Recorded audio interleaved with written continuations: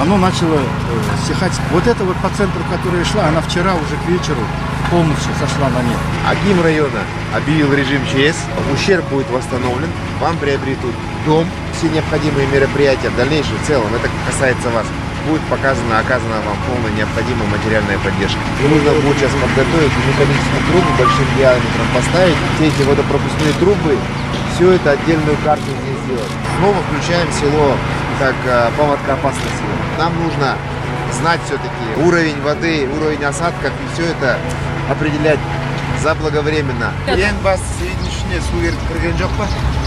Кірген жоқ. 30 жылдан бастап өткенде мен былтыр болғам Зеленстрой шағын ауданында кәріз жүйесін іске қосу керек. Ол 2 жылдық жоба.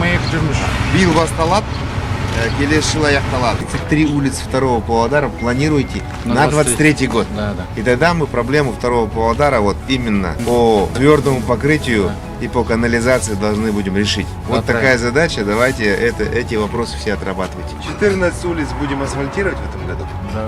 На втором Павлодаре. Неужели это Да. правда? Правда. Остается 33 улиц на втором Павлодаре. Там нужно 3-й этап канализации провести и потом на следующий год заасфальтировать их всех. Хорошо.